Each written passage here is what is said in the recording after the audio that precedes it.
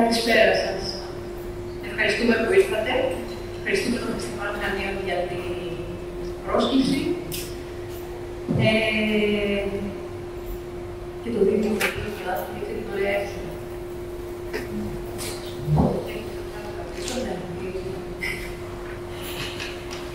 Σήμερα θα παρουσιάσω δύο Μιχάληδες,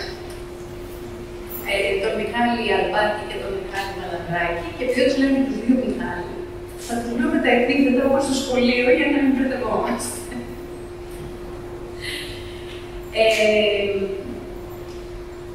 Ο Μιχάλης Αλμπάτης έχει γράψει την κατάληξη του χρόνου φέτος. Εκδόθηκε φέτος η κατάληξη του χρόνου από τις εκδόσεις Νήσος.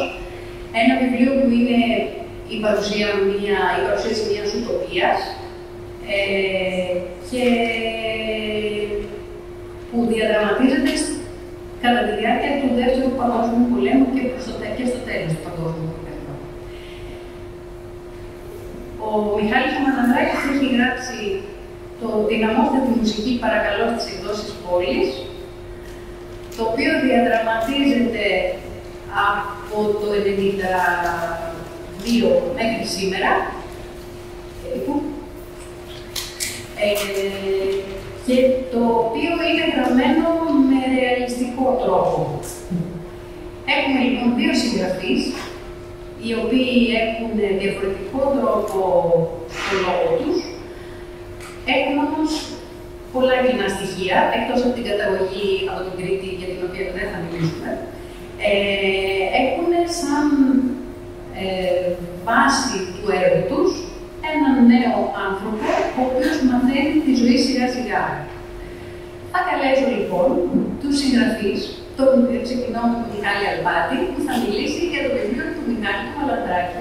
Δεν το έχω ξανακάνει αυτό, δεν το βιβλίο του άλλου, δεν ξέρω πώς θα το κάνω. Εγώ το έχω ξανακάνει με 3 συγγραφείς στην Κοπενχάγη και έχει πετύχει και ήταν τέλεια. Ναι, εμένα αυτό που μου άρεσε πρώτα απ' όλα το βιβλίο ξεκινάει το τέλος, το οποίο δεν είναι πολύ συνηθισμένο. Το πρώτο που μου έχει στο μυαλό είναι το Sunset Boulevard, δεν ξέρω αν το έχεις δει. Βλέπουμε ένα πτώμα να εκπλέει σε μια πισίνα και αρχίζει να μας διηγείται την ιστορία του. Στο Μιχάλη δεν είναι κάποια νερά που τρέχουν από ένα μπαλκόνι. Αυτό μπορεί να είναι πάρα πολύ συνηθισμένο. Αλλά ουσιαστικά είναι μια αντισύλλογη σκηνή, γιατί αναρωτιέσαι τι έγινε εκεί μέσα, γιατί τρέχουν τόσο μέρες στα νερά του μπαλκόνι. Οπότε ξεκινάει το τέλος, κάπου στο 2010, και μετά πάμε πίσω στα παιδικά χρόνια του ήρωα. Σημαίνουν κάποια πράγματα, είναι η πρώτη του συνάντηση με τον θάνατο. Καταλαβαίνουμε με κάποιο τρόπο ότι έχει ιδιαίτερη σημασία την εξέλιξη του, κάπως το σημαντεύεται αυτό το πράγμα. Το ξεχωριστό είναι η δομή, γιατί έχουμε πολύ μικρά κεφάλαια που λειτουργούν θετικά σε σπρώμα που διαβάσει, βοηθάνε σε μάνος που έχει κάνει τα μικρά κεφαλαία. Και βλέπουμε την εξέλιξή του στην εφηβεία, στη σχολή δημοσιογραφία, στις δουλειές, στα κανάλια, μέχρι τον πόλεμο στην Βοσνία. Τότε πηγαίνει πολεμικός να τα αποκτήσει, μια απόφαση που παίρνει ενάντια στις επιθυμίες της συντρόφου του, μια κοπέλα πάρα πολλά χρόνια. Και αυτό το αλλάζει όλα. Καταλαβαίνουμε ότι τα αλλάζει όλα, γιατί μετά από αυτό, μετά την Βοσνία, ξαναβλέπουμε τη ζωή που μας συνεχίζεται, όταν επιστρέφει από τον πόλεμο, αλλά όλες οι μνήμες και όλα τα επεισόδια από τότε σημαντεύονται από τα θραύσματα του πολέμου. Είναι σαν τραύματα μνήμες που κουβαλάει. Οπότε καταλαβαίνω ότι κάτι πάρα πολύ σημαντικό σημαίνει στην Βοσνία για να γυρίσει και να αλλάξει τελείως ρότα, γιατί γυρνάει από πολεμικός ανταποκριτής και αρχίζει να δουλεύει τα τότε η αρχή της ιδιωτικής τηλεόρασης, αρχίζει να παρουσιάζει αυτές τις αρχές εκπομπές. Είναι αυτή η τραγική δεκαετία του 90 κάτι με 98 που έσκασε η κρίση, που ήταν μάλλον πιο σαφή η δεκαετία της κοινωνίας, με τα μπάνια, τα χρηματιστήρια και αυτή την επίπλαστη οικονομία. Οπότε καταλαβαίνουμε ότι κάτι φοβερό έχει συμβεί, βλέπουμε όλη την πορεία μέσα από μια καινούρια παρακμή, μέσα από καταχρήσεις, μέσα από όλο αυτό το ψεύτικο κόσμο της σχολής. Και για μένα είναι αρκετά δύσκολη αυτή η αφήγηση, γιατί καλύτερα ο αναγνώστης να φτιάξει το puzzle, να έχει φράγματα αφήγησης, και καλύτερα να δημιουργήσει το μοσαϊκό, και επίσης καλείται να αναφράσει το εσωτερικό τοπίο του ηρώα, γιατί η γραφή του είναι κινηματογραφική, και στο ρυθμό της και στις λεπτομέρειες, οπότε αυτό το ρωτούσα που κάνουμε. Πώς πήρε αυτή την απόφαση, είναι ένα ρίσκο. Ζητάει ένας πάρα πολλά από τον αναγνώστη. Ενώ καμιά φορά η αναγνώστηση είναι οκνηρή. Δηλαδή, εγώ κάνω και εγώ στο αντίθετο. Όλοι οι πολιτσίδες του κράτου, φοβόμαστε πως δεν γίνονται νίκη, μάλλον υπερανελούν, δηλαδή δεν είναι όλα άτομα. Δεν έχω κατηγορήσει μαζί γι' αυτό. Ο Μιχάλης κάνει μια ακριβώς την αντίθετο. Ζητάει πάρα πολλά από τον αναγνώστη και το βάζει μπροστά σε πάρα πολύ ωραία. Αυτό που μου έκανε εντύπωση σήμερα είναι πιστεύω ότι όλοι οι συγγραφείς να διαβάζουν ένα βιβλίο. Λοιπόν, μας όμως, οκ, καλά τα πας μέχρι τώρα. Αυτό όμως πώς θα το κάνεις, πώς θα τα καταφέρεις, θα το εξελίξεις σωστά. Ειδικά ο Μιχάλης το καταφέρνει, γιατί αυτές τις διαφορετικές αφηγήσεις από τον πόλεμο και από την συνέχιση της ζωής του καταφέρνει να τις κορυφώνει ταυτόχρονα μέχρι το κυλιτρωτικό τέλος, μέχρι το τέλος του κόσμου. Πολύ καλό ουσιαστικό. Ναι, ωραία. Αυτό και εγώ λίγο μια εβδομάδα για το βιβλίο του Μιχάλη του Λαμπράκη «Κατάσταση του χρόνου» και νομίζω ότι θα προσπαθήσω να πω στο τέλος ποια όνειρα θα αρχίσουμε το δικό μου και τι συγκράτησε περισσότερα απ' όλα. Και αν κάνω λάθος, βέβαια, στην παρουσία μου του πείτε. Όχι, αυτό που καταλάβεις εσύ. Εντάξει, πάμε να πριν λάθος, βέβαια. Λοιπόν, όχι, στο βιβλίο του Μιχάλη Λαμπράκη το ετοιμάσαι στο Δεύτερο Παγκόσμιο Πόλεμο και βλέπουμε την εισβολή των Ναζί σε ένα χωριό στην Τσεχοσλοβακία, όπου ένα μικρό ευρωκρότο, σωστά, ναι, ότι μία κάτοικος για να το προστατεύσει, για να μην το βρουν, τον κρύβει στη σοφία του σπιτιού της, όπου τη φάνηκε και έχει μια πάρα πολύ μεγάλη βιβλιοθήκη, με πάρα πολλά βιβλία. Οπότε αυτός από πολύ μικρή ηλικία, με την εφηβεία, ακριβώς επειδή 3 χρόνια κρύβεται και για να μην το βρουν, αρχίζει και διαβάζει πάρα πολύ, διαβάζει τα πάντα. Και μάλιστα ο Μιχάλης το δείχνει ότι περνάει πρώτα στάδια, δηλαδή ιστορικά βιβλία, με φιλοσοφία, μετά λογοτεχνία. Και αυτό που συμβαίνει ουσιαστικά είναι ότι ακριβώς επειδή μαθαίνει πάρα πολλά για τον κόσμο πριν το γνωρίσει, όταν μετά από 3 χρόνια μπορεί να βγει, έχει τεράστιο όραμα, έχει τεράστια επιθυμία για να μετά από καιρό για να αρχίσει σιγά σιγά να ματαιώνεται. Αυτό το οποίο βγαίνει με πάρα πολλές ιδέες και με πολιτικές ιδέες, και μάλιστα έχει ενδιαφέρον ότι όσο καιρό είναι κλεισμένος εκεί, έχει 2 φίλους που επισκέπτονται, στους οποίους λέει πράγματα τα οποία διαβάζει και οι φίλοι του τους φαίνεται πάρα πολύ έξυπνα, τα μεταφέρουν στους φίλους. Οπότε έχει μια τέτοια κοινωνία με τον κόσμο. Και ουσιαστικά αυτό που συμβαίνει βασικά στο δεύτερο του βιβλίου, όταν ο κεντρικός χαρακτήρας του Μιχάλη, ο Ιωσουά, θα τα πω όλα. Ναι, όταν βγαίνει από εκεί πέρα, ουσιαστικά επειδή οι Ναζί φεύγουν από το χωριό και περιμένουν το κόκκινο στρατό να έρθει, έχουν ένα μικρό διάστημα το οποίο φτιάχνει ουσιαστικά οι Έλληνες παίρνουν τα όπλα και παίρνουν τη διακυβέρνηση του χωριού και εγκαθιδρύουν ένα ελευθεριακό σύστημα όπου προσυλλάζει αυτό που έχει διαβάσει ο Ιωσουά στη βιβλιοθήκη, που βασίζεται πάνω σε αρχές ελευθερίας, καταργεί τη μονογαμία, καταργεί τη χριστιανική πίστη. Βασίζεται προσπαθεί να εφαρμόσει αυτό το οποίο διάβασε και ουσιαστικά βλέπει πόσο απέχει θεωρία την πράξη κατά κάποιο τρόπο. Και στο τέλος δεν το λέει.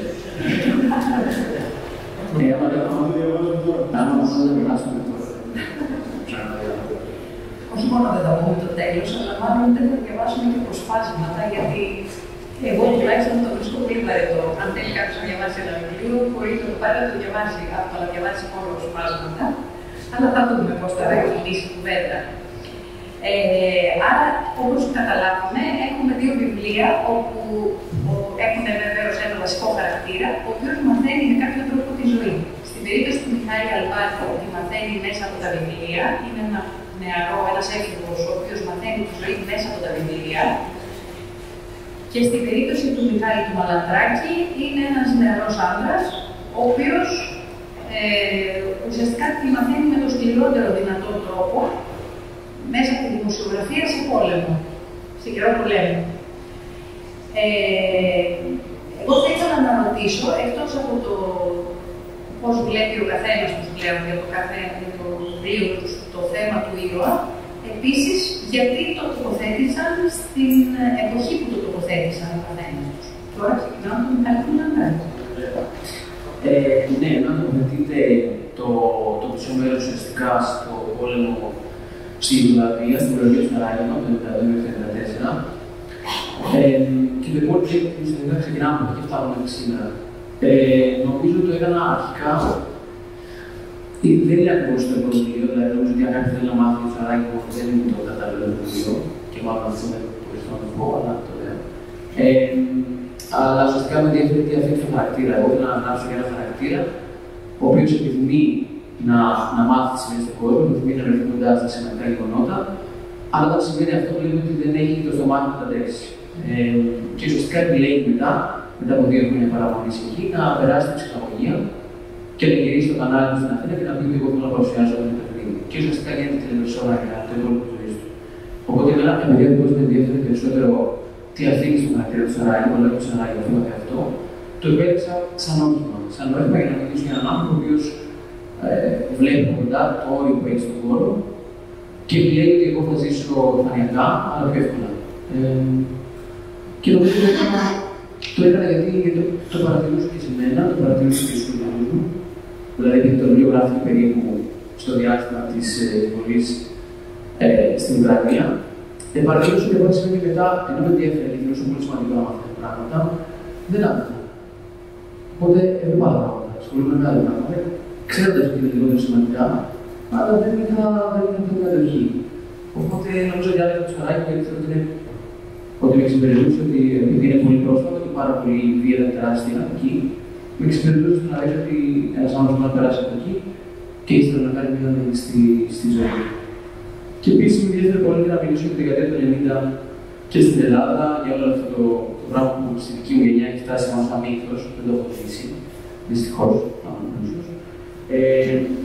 Αυτό το πράγμα, το βασιστήριο με την έφταση στη ζωή, με μια αντικειμενικά πιο εύκολη περίοδο, το οποίο εγώ βλέπω από τις συνδυές του, οπότε με ενδιαφέρει να δω πώς μπορεί να είναι τότε να ζήσει κάποιος ψυχολογικό πρόβλημα.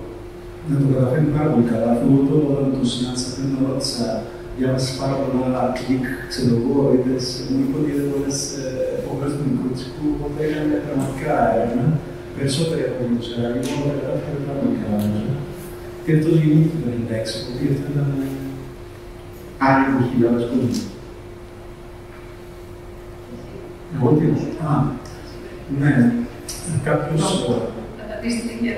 έγραψε στο διαδίκτυο, στο Facebook, σε μια παρουσίαση του βιβλίου, ότι καλά και γιατί δεν έβαλε το μυαλό του στη Θεσσαλονίκη, δεν είχαμε γράψει εμείς στη Θεσσαλονίκη.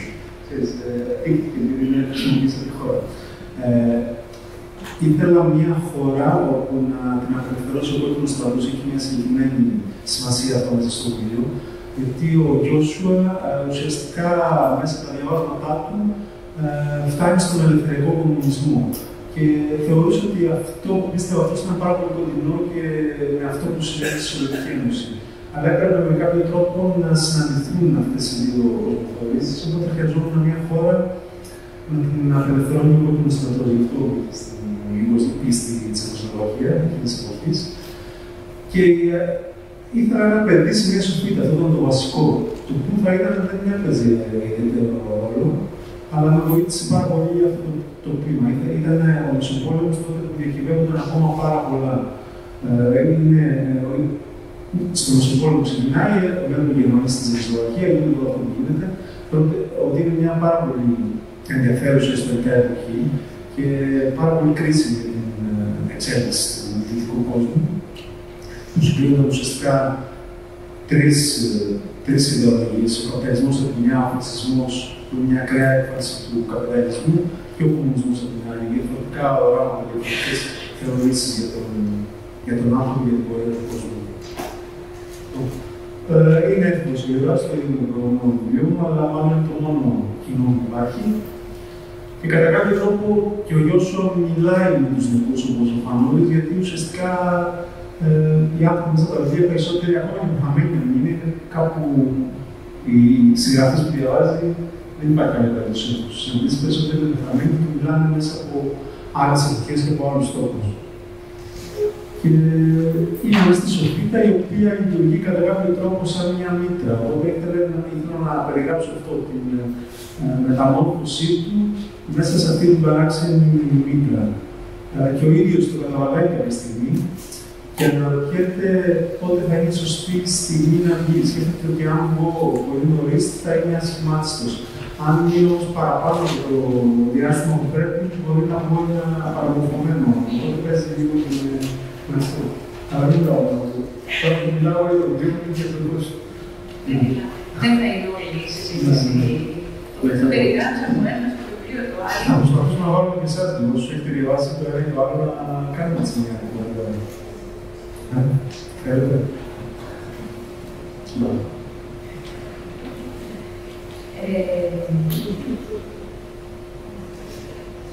Εγώ ήθελα να θέσω πάλι ερωτήματα που είναι σε σχέση με την ουτοπία. Ο Μιχάλης Αλμπάκης λοιπόν μας παρουσιάζει μία δυνατότητα ουτοπίας με ό,τι αποτέλεσμα έχει αυτό και ο ήρωας του ουσιαστικά ονειρεύεται ένα καλύτερο κόσμο, έναν διαφορετικό κόσμο. Ο Μιχάλης ο Μαλαντράκης παρουσιάζει έναν κόσμο ο οποίος είναι πολύ απογοητευτικός για τον ίδιο τον ήρωα, είναι δηλαδή στο πετσί του ίδιου του ήρωα που ζει την απογοήτευση αυτού της κατάστασης και μάλιστα με δύο τρόπους. Και με τον πόλεμο, που είναι μια άσχημη κατάσταση, και με την κατάσταση της υπέροχης ευτυχίας που ζούσαν. Εγώ ήμουν δίπλα στην Ελλάδα, οπότε δεν τότε το έχω ζήσει αυτό. Που είναι και τα δύο τρόποι αυτοκαταστροφικοί των ανθρώπων. Αυτό που θέλω λοιπόν να ρωτήσω είναι, με βάση αυτό, για ποιο λόγο γράφει ο καθένας σας και αν αυτό που θα θέλατε να σας έχει δώσει η συγγραφή, το έχετε πετύχει. Το έχετε πετύχει. Δεν μιλάω για την επιτυχία των βιβλίων εσείς. Άλλη καλά.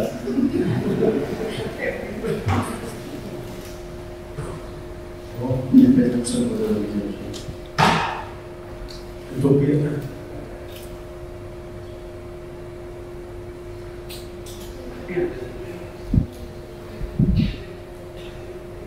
Ουτοπία, ναι. Ουσιαστικά κατά κάποιο τρόπο περιγράφω μια αλληγορία για όλα τα ήθελα να γράψω για όλα τα ουτοπικά εγχειρήματα που ξεκινάνε με την πρόθεση, με τις καλύτερες προθέσεις. Και ουσιαστικά στο βιβλίο, στην τετάρτη του χρόνου, η ευτυχία γίνεται υποχρεωτική. Οπότε όλα αυτά τα εγχειρήματα προσπαθούν να φέρουν την ισότητα και την δικαιοσύνη και την αδελφοσύνη. Ουσιαστικά με πολύ εύκολο τρόπο διοριστεύουν στον ολοκληρωτισμό. Αυτό νομίζω ότι φέρνει στο βιβλίο, γιατί προσπαθούμε όλα αυτά να τα επιβάλλουν στους ανθρώπους. Πράγμα που δεν είναι παράλογο, γιατί φυσικά δεν μπορεί να περιμένει. Ποτέ καμία επανάσταση δεν έχει γίνει με δημοκρατικού τρόπου. Δηλαδή, περιμένουμε την πλειοψηφία του πληθυσμού να φτάσει να κάνει συγκεκριμένα πράγματα. Πάντα υπάρχει μια μικρή μειοψηφία που είναι πρωτοπορία και που προσπαθεί και να πείσει ένα κομμάτι του πληθυσμού, αλλά και σε όλου του άλλου κόσμου να το επιβάλλει. Δεν έχει νομίζω κάτι άλλο. Οπότε αυτό συμβαίνει και τη μικρογραφία στην τετάρτη του χρόνου. Τώρα, σχέση με το γιατί γράφουμε, ο Μπόρκης έλεγε ότι γράφουμε τα βιβλία που θέλαμε να διαβάσουμε, αλλά δεν έχουμε γραφτεί ακόμα. Αυτό ισχύει σε μεγάλο βαθμό, γιατί έχει κάποιες ιδέες και λες πώς δεν το έχεις σκεφτεί αυτό κάνει τώρα. Δηλαδή, πώς δεν έχεις σκεφτεί αυτή την ιδέα, γιατί δεν την υλοποιήσει κανείς. Οπότε πρέπει στον πειρασμό να την υλοποιήσεις. Νομίζω ότι πρώτα ξεκινάμε όλοι σαν φανατικοί αναγνώστες, δεν ξέρω γιατί είναι κάτι αυτή. Ότι διαβάζουμε. Μας γοητεύει το πράγμα, πώς βλέπεις ένα αρχιτεκτονικό σε σκηνή, κάνει όλα αυτά τα φοβερά που κάνει, και λες, ωραία, θέλω να το κάνω κι εγώ. Οπότε ξεκινάς κάπως έτσι, νομίζω ότι είναι εύκολο, μετά βάζεις το χέρι στο καπέλο, αλλά δεν βγαίνει, τίποτα, ή βγαίνει ένα περιστέρι χαμένο, όπως έτσι, και γράφεις, πετάζεις πάρα πολλά, και αρχίζεις κάτι να καταφέρεις εσύ. Και είναι βασανιστήριο στο μεγάλο αυτό, αλλά σίγουρα μας δίνει πολλά περισσότερα από ό,τι αυτό που χάνουμε, δεν θα συνεχίσουμε να το κάνουμε. Είναι περίεργο γιατί τις περισσότερες μέρες δεν είναι καλές μέρες, αλλά αυτές οι καλές μέρες αποσβήνουν για όλες τις υπόλοιπες. Τουλάχιστον εμένα κάπως έτσι. Ναι. Εγώ ξέρω το τελευταίο γιατί γράφω. Γιατί ήμουν βασικά πιο ξεκάθαρο. Γιατί νομίζω ότι είναι γιατί κάτι μου λέει ότι δεν πρέπει να. Δηλαδή δεν θα έγραφε αν δεν έψαχνα κάτι άλλο. Και συγκεκριμένα στο βιβλίο αυτό νομίζω ότι σκεφτόμουν ποιος είναι ένας τρόπος που θα πω για τη ζωή μου. Γιατί ένιωθα ότι ο Χάρτης με συγκεκριμένα χαρακτήρα του βιβλίου μου μέχρι τα αρχή της ζωής του ενδιαφέρεται πάρα πολύ για το εμείς. Ενδιαφέρεται για τα κοινωνικά γεγονότα και τα πολιτικά. Ενδιαφέρεται να προσπαθεί να βάλει τον κάτω από αυτά, να παρατηρήσει, να καταλάβει σαν ρεπόρτερ. Και μετά υπάρχει ένα άλλο κομμάτι που ουσιαστικά ζει μόνο για τον εαυτό του, μόνο το εγώ. Και προσπαθεί να δει πώς μπορεί να ευτυχήσει όλο τον κόσμο που δεν είναι όπως θέλει, αλλά αυτό είναι. Οπότε τώρα θα πρέπει να τον αλλάξει, να τον δει είναι πιο δύσκολο. Και το σκέφτομαι και για μένα, γιατί όσο πράγματα αυτό είναι και εγώ κάπως. Δυστυχώς μου γίνεται πάρα πολύ δύσκολο και ότι δεν είναι καλά και λέω δεν έχει σημασία. Γιατί σημασία έχει η πορεία μέχρι εκεί. Δηλαδή το ίδιο και τα εμπειρία. Για μένα αυτό δεν με νοιάζει αν δυσκολεύομαι, γιατί έχω έναν τρόπο να γράφω και αυτό να μπορεί να συνεχίζω κτλ. Οπότε το ίδιο ήθελα να φτιάξω ένα χαρακτήρα ο οποίος στο τέλος θα το χάνει φυσικά. Δεν ξέρω τι θα πετύχει. Αλλά σημασία είναι πως φτάνει μέχρι εκεί. Δηλαδή σημασία είναι να ζητάς. Αυτό δηλαδή ο Κοφάρης πλησιάζει με τους ανθρώπους. Μπορεί να πηγαίνει στα δύο άκρα, αλλά έχει λύση. Οπότε δηλαδή το δικό μου έργο προσπαθώ να το κάνω με αυτές που δεν βρίσκουν κάτι, αλλά τουλάχιστον ψάχνουν. Και σε αυτές τις συνθήκες, γιατί έχει ενδιαφέρον πάνω το έργο. Αυτό. Το happy end πάντως που μένει το κουμπί. Ο θάνατος ως αποτυχία πάντως είναι πρωτότυπη ημέρα. Όχι, αυτό το κάνουμε. Δεν είναι αποτυχία ακριβώς, είναι μια ψυχική κατάσταση. Άλλο να πετάξεις από αρρώστια και όχι από τη φθορά του χρόνου.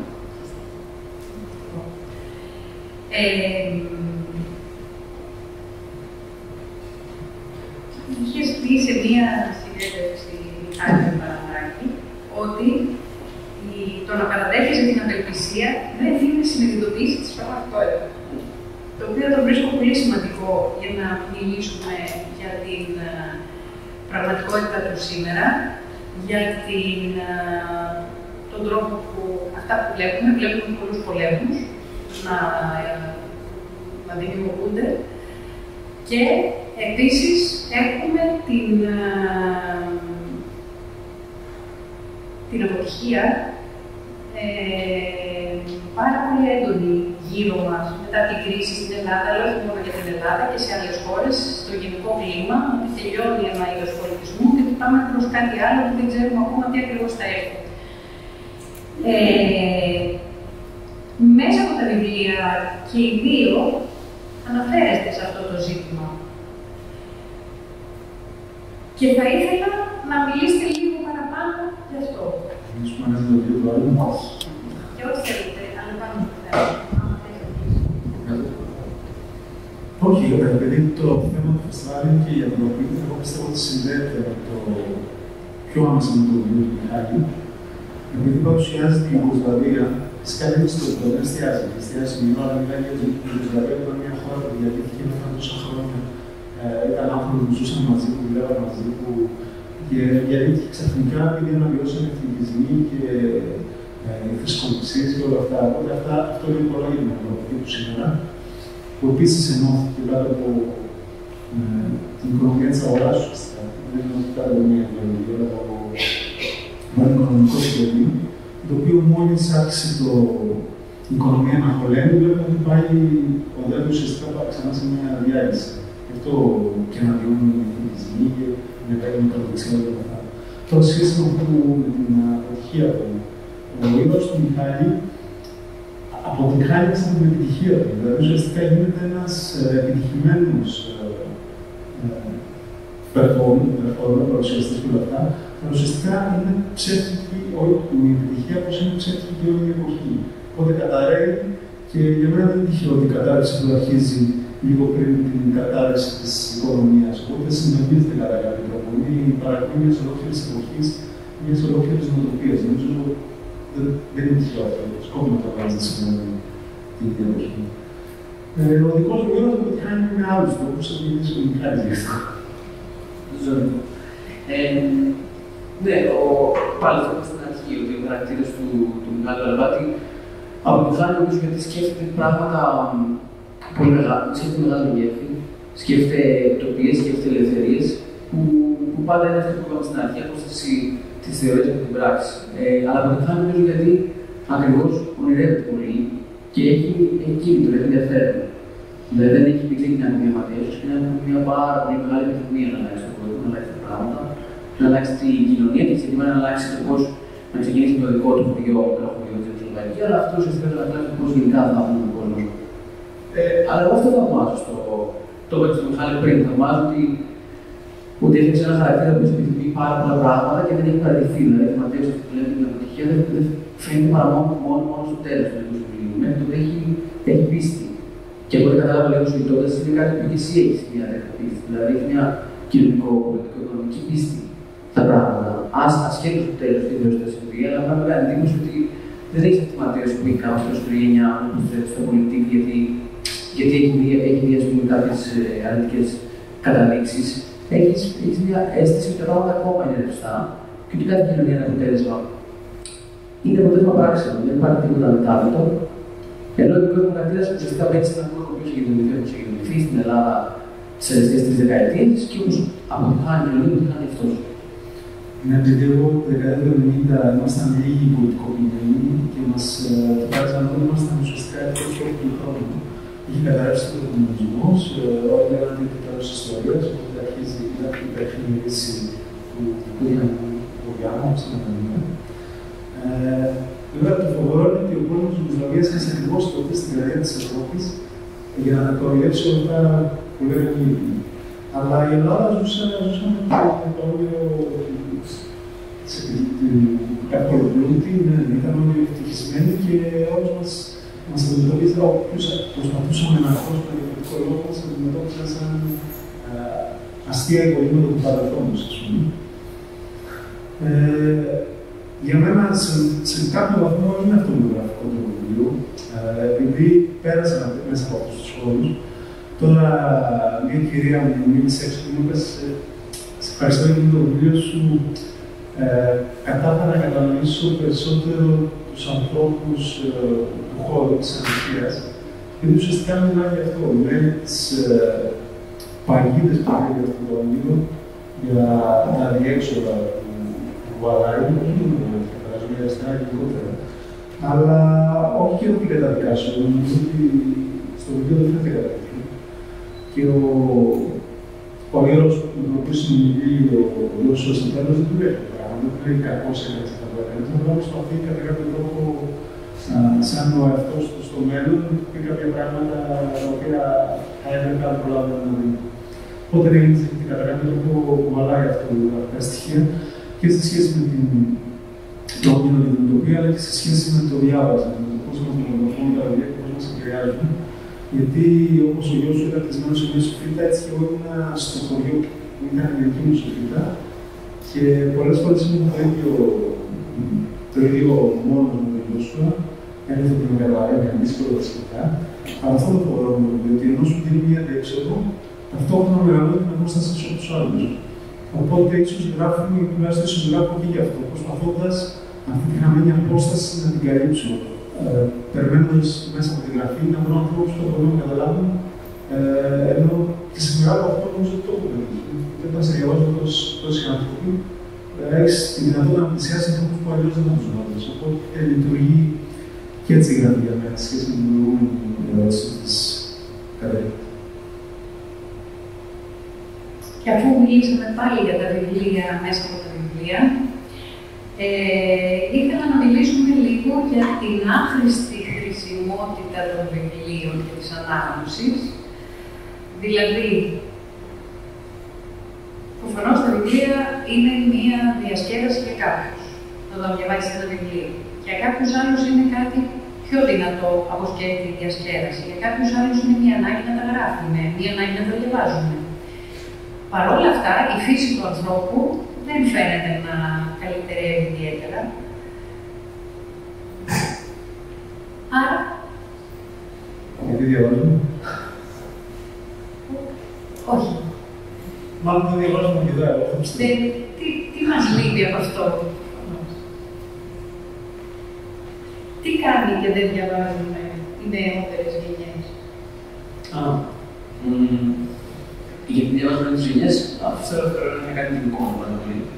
Αλλά το πρώτο ερώτημα ότι εφόσον τα βιβλία πρέπει να μας κάνουν καλύτερους και να δούμε περισσότερα και γιατί στην πράξη δεν αλλάζει τίποτα, δεν ξέρω. Απλά σκέφτομαι ότι εγώ λόγω που διαβάζω και γράφω και θέλω να κατανοήσω. Δεν νομίζω, δεν θέλω να αλλάζει τίποτα. Απλά προσπαθώ να κατανοήσεις. Και ναι, να είσαι αυτές τις πραγματικότητες. Αυτό εγώ δεν ταυτίζω το βιβλίο με πραγματικότητα. Όπως δεν ταυτίζω και μια ταινία με πραγματικότητα. Εγώ ξέρω ότι για μένα το κοινό μου καλύπτουν ακριβώς ότι δεν ταυτίζει την πραγματικότητα. Δηλαδή το παίρνω σε κάτι τελείως διαφορετικό. Δεν περιμένω να. Δεν διαβάζω γιατί θεωρώ ότι πάω να κάνω σαν άνθρωπος. Διαβάζω γιατί νιώθω την ανάγκη να καταλάβω πράγματα που δεν καταλαβαίνω και νιώθω την ανάγκη να είμαι κάποιος άνθρωπος από τον λόγο. Δηλαδή δεν περιμένω κάποιο αποτέλεσμα. Οπότε δεν μου φαίνεται περίεργο όσο και να διαβάζουμε ή όσο και να διαβάσουμε δεν αλλάζει κάτι. Ταιριάζει πάρα πολύ και με το θέμα στο βιβλίο του Μιχάλη. Δηλαδή, ο γραφτής του διάβασε πάρα πολύ, διάβασε πάρα και δεν κατάλαβε τίποτα. Κατάλαβε να φτιάξει κάτι το οποίο ουσιαστικά ήταν πολύ μικρότερο από αυτό. Εγώ διαφωνώ.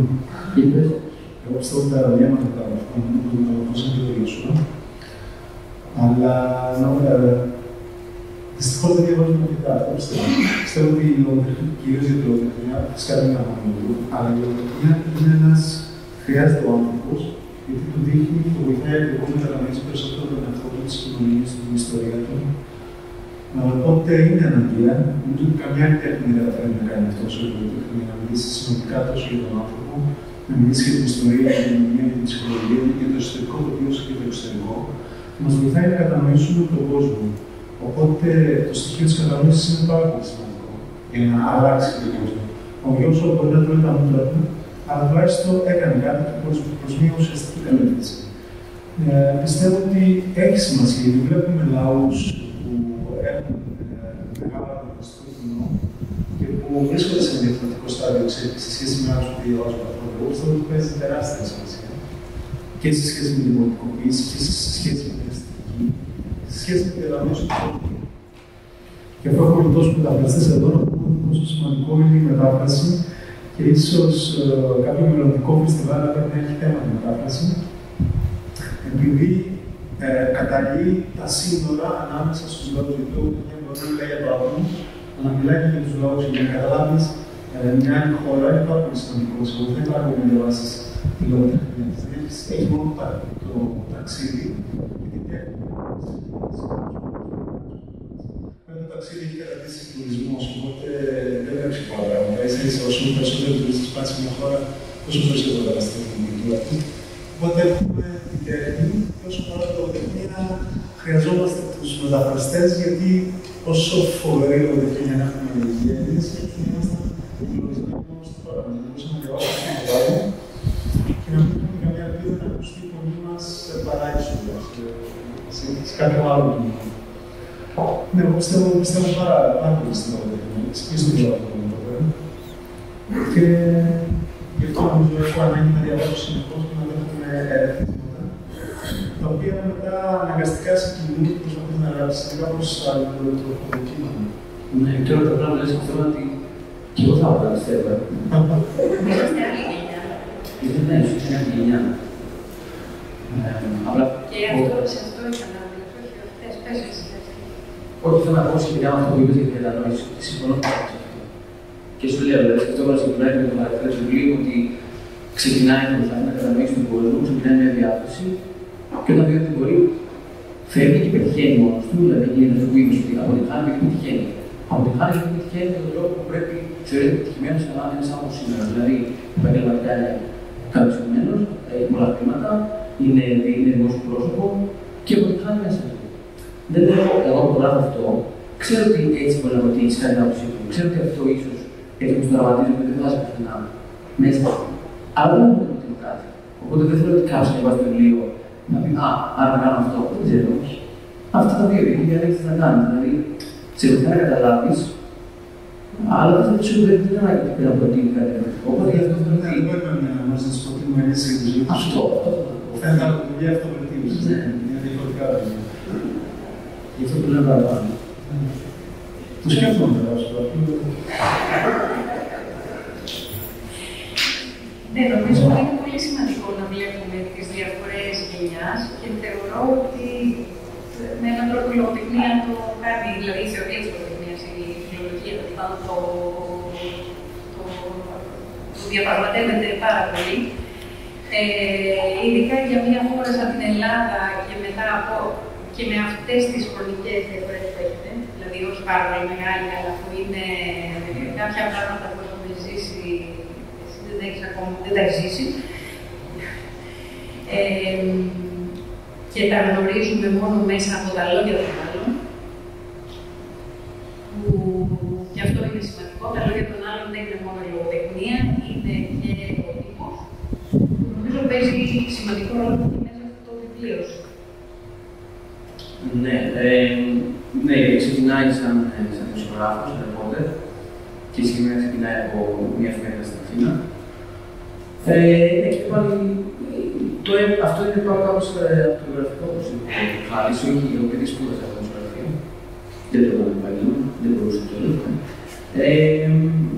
Έζησε την ανάγκη να γράψω έναν άνθρωπο ο οποίος ενδιαφέρεται για τα μεγάλα γεγονότα και μου φάνηκε ότι το οποίο θεωρώ ότι επίσης είναι κάτι πιο πολύ σημαντικό. Δηλαδή, ξέρουμε τα πάντα σήμερα. Θεωρώ ότι η επαφή που έχω με την πληροφορία είναι τεράστια. Αλλά επίσης δεν αλλάζει τίποτα. Δηλαδή, το γεγονός ότι αυτή τη στιγμή μπορούμε να δούμε live video στο κινητό μας από τι συμβαίνει στην Παλαιστίνη δεν σημαίνει ότι δεν αναγκαστικά μας κάνει να μας στη δράση, ούτε στην αλλαγή, ούτε απλά γνωρίζουμε. Οπότε ήθελα να το δείξω αυτό, ότι είναι ένας κανείς ο οποίος μαθαίνει τι σημαίνει στον κόσμο, αλλά δεν είναι ούτε το αλλάξει μπορεί, ούτε να τον αντέξει. Αλλά θεωρώ ότι ναι, ήταν απαραίτητο να αρχίσω να κάποιο τουλάχιστον γνωρίσει και τη στιγμή. Γιατί άλλως δεν έχει ένα πρόβλημα ότι υπάρχει και μια έλλειψη. Που έχει να κάνει πάλι με το βιβλίο του Μιχάλη. Το μόνο που δεν του λείπει είναι η γνώση.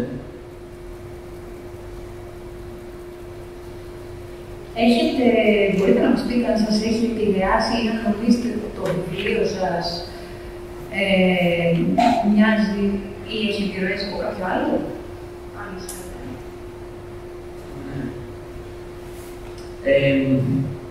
Εμένα σίγουρα στη δομή του και στο ύφος του, επειδή είναι μικρά κεφαλαιάκια προσωπικά, με επηρέασε πάρα πολύ και με το αγαπημένο βιβλίο, το Όλυμπιον Χαβέρ. Από τις εμπλώσεις πόλης, το έδραβε ένα βιβλίο που ήταν αρρωστήσε. Δυστυχώς. Και με ενδιαφέρει πάρα πολύ αυτό ότι είναι μικρά κεφαλαιάκια. Δεν είναι ένα μυθιστόρημα αρχή, μέση, τέλος, όπου ξέρεις ότι έχουμε πολύ μεγάλα κεφάλαια που καταπιάνουν την κάθε περίοδο της ζωής του ήρωα. Είναι μικρά κεφάλαια, μπορεί να είναι ένα 10 χρονών, ένα 15, ένα 20. Και είναι αυτό που λες. Γιατί εμένα με ενδιαφέρει πάρα πολύ το τι συμβαίνει ανάμεσα. Τι είναι αυτό που χάνεται. Γιατί το σκεφτόμουν πολύ επειδή ήθελα να γράψω ένα ιστορικό. Γράψα μια κουβέντα. Με ζώσε και ήθελα να γράψω την αρχή μου τόσο ως ανθρώπου. Ήξερα ότι πρέπει να γράψω όλη τη ζωή. Πώς μπορώ να γράψω όλη τη ζωή. Δεν ξέρω. Αλλά όταν είπα ότι θα γράψω κάποια κεφάλαια που του συμβαίνει κάτι δεικτικό, δηλαδή για παράδειγμα όταν είναι 6 χρονών, πρέπει να είναι αδερφή του. Το τι συμβαίνει μετά δεν ξέρω, πρέπει να είναι 10. Όπως δεν ξέρω ούτε για μένα. Δηλαδή αυτό το σκέφτηκα. Γιατί πρέπει να γράψω ένα μυθιστόρημα που έχει στον χαρακτήρα και να γράψει λίγο τη ζωή. Δεν είναι έτσι. Είναι ψεύτικο, γιατί ξέρουμε για εμάς πώς γεννιόμαστε, τι κάνουμε, πώς πεθαίνουμε, αλλά το γιατί είναι αυτό που γίναμε δεν ξέρουμε. Οπότε είναι ένα χαρακτήρα που αυτά θα συμπληρώσει ο άλλος. Είδα έναν ήρωα ο οποίος ξέρουμε ότι του συνέβη σημαντικά πράγματα, αλλά γιατί έγινε αυτό που έγινε δεν ξέρω. Όμως το ξέρω για μένα. Μπορεί να είναι 10 χρονών να συμβεί κάτι και να με έκανε θλίβημα, αλλά δεν ξέρουμε τι αυτό ακριβώς. Οπότε δεν να το πω. Δεν θέλω να πω ότι ήταν 6 χρονών. Πέτρα αδερφή του, οπότε γι' αυτό στράφηκε σε αυτό. Δεν ισχύει, δεν πιστεύω κιόλα. Δεν μου αρέσει τη μανία μου. Οπότε από αυτό το βιβλίο είναι μικρά κεφάλαια και τι γίνεται διάμεσα στη ζωή ενό, το αφήνει στον αναγνώστη και εσύ θα αρέσει να αποφασίσει τι γίνει. Ήθελα να το μιμηθώ και το πήρα από εκεί. Την προσωπικότητα δηλαδή. Αυτό. Το δικό μου είναι ακριβώς αντίθετο, δεν έχει κεφάλαια, είναι όλο μια τέλεια θεωρία την αρχή στο τέλος. Αλλά δεν έχω κάτι στο μυαλό μου το διάστημα που υπάρχουν. Μπορώ να το δω, δεν είχα κάποιο άλλο στο μυαλό μου. Όμως πούμε κάποιοι να το έχουν διαβάσει, να τους έφερε κάποιο άλλο στο μυαλό μου. Θέλετε να έχουμε λίγη ώρα για ερωτήσεις. Είτε το έχουν διαβάσει είτε όχι. Κάποιος. Δύσκολος, κύριος Παυλάνης.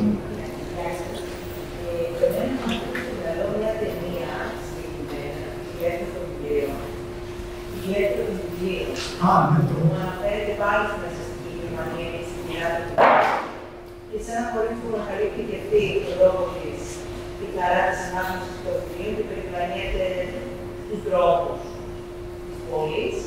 Αλλά αυτό που θα να ρωτήσω είναι σχετικά με την τετράχη του χρόνου, τον τίτλο. Αυτό που αναφέρεται μέσα στο βιβλίο ότι ζήτησε τους κατοίκους ο Ιώσουα να καταστρέψουν όλα τα ρολόγια και ό,τι είχε να κάνει με την έννοια του χρόνου. Αυτό σήμαινε ότι τους έμεινε τι, μια ευτυχία περισσότερο στο ζωή του, Δεν γίνονται πάρα πολλές αναφορές στο βιβλίο για τον χρόνο, σχέση με τον χρόνο. Καταργούν τον χρόνο, δεν το καταργούν. Εξαφανίζουν τα ορολόγια. Είναι μάλλον ένα από τα πιο καινοτόμα μέτρα που παίρνει η επαναστατική κυβέρνηση που απόκτησε. Και μάλιστα αρχίζουν να το συνηθίζουν για να του αρέσει. Γιατί δεν έχουν πια το άγχος τι ώρα είναι και τι ώρα δεν είναι. Οπότε παρόλο που στην αρχή δεν του αρέσει τελικά σε όλο το μέτρο. Αλλά έχει να κάνει και με το χρόνο που το βιώνει αυτό κλεισμένο μέσα στη σοφίτα, μέσα στα διαβάσματά του, όπου είναι ένα τελείω διαφορετικό χρόνο από αυτό που επικρατεί απ' έξω. Και από αυτό που γεγονόταν μέχρι τότε με την κανονισμένη ζωή, σχολείο, σπίτι και όλα αυτά. Και στο τέλο, ο καθηγητής που του μιλάει, του λέει ότι το χρόνο δεν μπορείς να το καταργήσεις. Συνεχίζει να πάει όπως το πρώτο ρολό είναι η καρδιά της μάνας μας, που δεν είμαστε στην κοιλιά της ακόμα να ακούμε, αλλά έχει την τάση να καταλύεται κάποιες φορές και του μιλάει για αυτή την εμπειρία. Και ο Ιώσου προσπαθεί να θυμηθεί, δεν ξέρω, το θυμάστε στην θέση. Καλά, δεν μου κάνει αλλά έχει να κάνει. Οπότε θα σε διευκολύνει λίγο παρακάτω να δεις. Αν και είναι αρκετά ανηματικός, δεν είναι ανάγκη ο τίτλος να αναφέρει σε κάτι συγκεκριμένο, αλλά ο χρόνος απασχολεί πάρα πολύ τον Ιώσου και τους κατοίκους εξαιτίας της κατάργησης των ρολογιών. Οπότε στο τέλος πάει σε ένα κάπως πιο μεταφυσικό, πιο φιλοσοφικό στοιχείο. Τι είναι ο χρόνος τελικά και ποια είναι η ζωή του. Οπότε δεν σου λέω παραπάνω να διαβάσεις το. Σίγουρα αυτό το βιβλίο είναι τελείως διαφορετικό από το περιμένω. Δηλαδή, όντως είναι πολιτικό, είναι φιλοσοφικό. Κοινός παρονομαστής είναι το έθιμο αυτό αγόρι. Και άλλο ένα κοινό στοιχείο είναι ο αριθμός που βγάζει σε έναν βαθμό εκεί που ανακαλύπτει τον εαυτό του ο ίδιος, την ίδια και όλα αυτά, αλλά σε πολύ λιγότερο βαθμό από ότι. Έχει πολύ λιγότερο σεξ, είναι μια κατηγορία για παραγωγικό σεξ.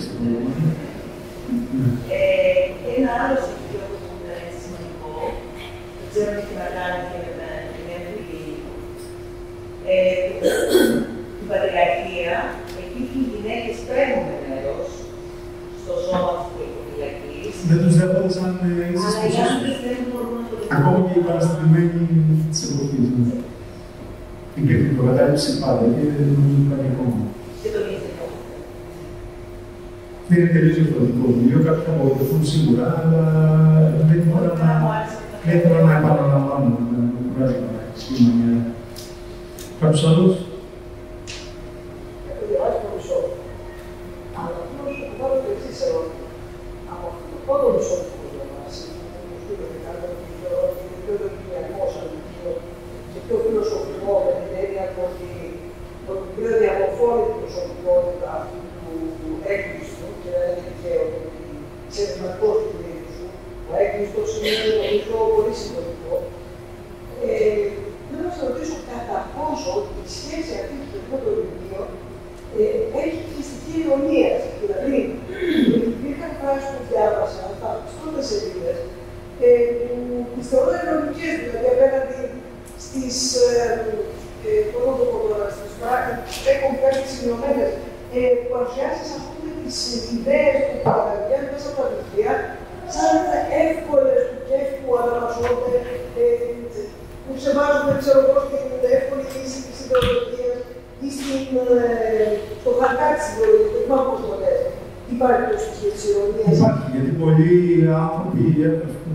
νομίζω ότι μπορούν να εξηγήσουν τον κόσμο ακριβώς επειδή διάβασαν τα βιβλία. Νομίζω το έχουν κάνει πάρα πολύ, κυρίως στην εφηβεία μας, στα νιάτα μας. Νομίζω ότι ναι, διαβάσαμε δύο βιβλία και τα εξηγήσαμε όλα. Είδαμε να εξηγήσουν τους φιλοσόφους και τις διάφορες. Ναι, είδαμε οι φιλόσοφοι. Μου άρεσε η αναφορά στον Νίτσε, ας πούμε. Ή η αναφορά στους Λατίνους, ή η αναφορά στους Επαναπώσεις. Στον Οβίδιο, ναι. Γιατί είναι σημερινό πρόβλημα. Ναι, δεν αναφέρω τους τίτλους, οπότε βάζω τον αναγνώστη να τους ψάξει μόνος. Είναι κάπως σαν ένα παιχνίδι. Επομένως και εσύ δεν έχεις όλα σε αυτό το βιβλίο. Ο Ιώσου διαπιστώνει ότι όλοι οι φιλόσοφοι δεν φτιάχνουν πράγματα. Δεν προσαρμόζουν την πραγματικότητα στις ιδέες τους και το άλλο. Δηλαδή, προσπαθούν να τη χωρέσουν έτσι ώστε να τους ταιριάζει. Και ότι καθένας δανείζεται μία πέτρα από το παράθυρο του πλανήτη και προσπαθεί να φτιάξει ένα οικοδόμημα. Επομένως υπάρχει ηρωνία και ανακοινώθηκε την ηρωνία απέναντι στον πλαστικό κόσμο των ιδεών, των ιδεολογημάτων. Αυτό είναι. Πάντως και ο Φαλμούρης από τους μικρούς είναι ένα παιδί που δημιουργείται μέσα του, που αναπτύσσεται μέσα από τη ζωή, μέσα στο βιβλίο, από την επαφή με τον κόσμο όμως, όχι από τα βιβλία.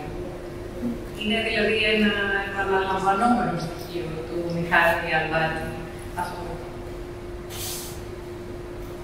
Ναι, ακούμε. Και η κατάρριξη του χρόνου ήθελα να πω ότι με βοήθησε πολύ να καταλάβω το σύγχρονο τρόπο ζωής μας, που δεν μας αφήνει ο χρόνος να χαρούμε την καθημερινότητά μας και να εκτιμήσουμε τα θετικά και να δούμε τα καλά πράγματα του γύρω μας, γιατί δεν προλαβαίνουμε. Εγώ τώρα που είμαι συνταξιούχος και δουλεύω ελάχιστα, εκτιμώ πάρα πολύ τον ελεύθερο χρόνο και κατάλαβα μέσα στο βιβλίο σου γιατί η ζωή μου είναι γιατί αν θα έχω χρόνο. Πριν δεν είχα. Και το άλλο που λες ότι τα βιβλία είναι επικίνδυνα, έχεις δίκιο και σε αυτό, γιατί όντως μπορεί να σου αλλάξουν τελείως τον τρόπο σκέψης, τον τρόπο αντίληψης και τη θεωρία της ζωής σου, να αλλάξει κάπως τα πράγματα μέσα από κάποιο βιβλίο.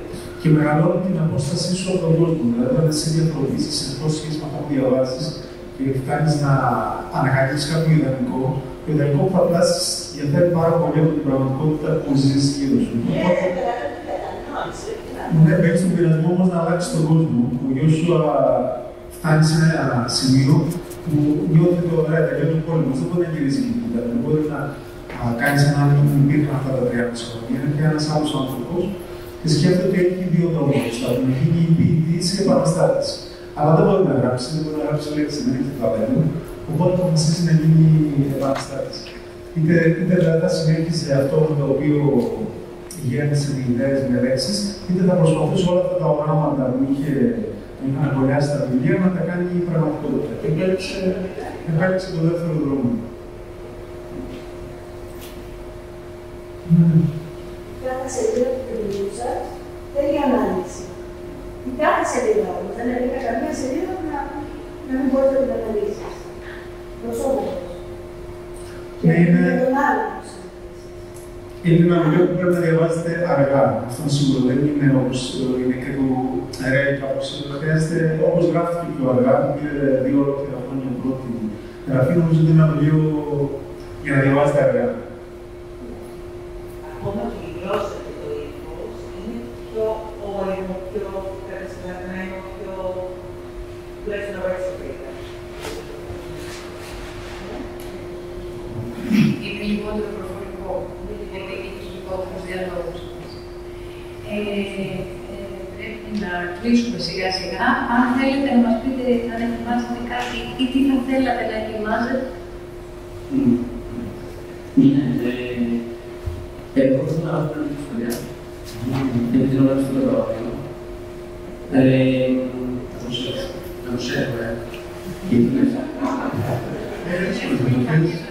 Μπορεί να ρωτήσεις για σε 60. Δεν θα πάρω τόσο. Θα πάρω πιο πολύ, ναι.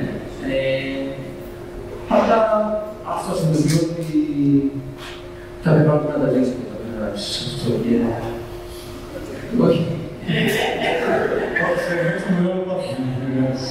Ναι, ναι.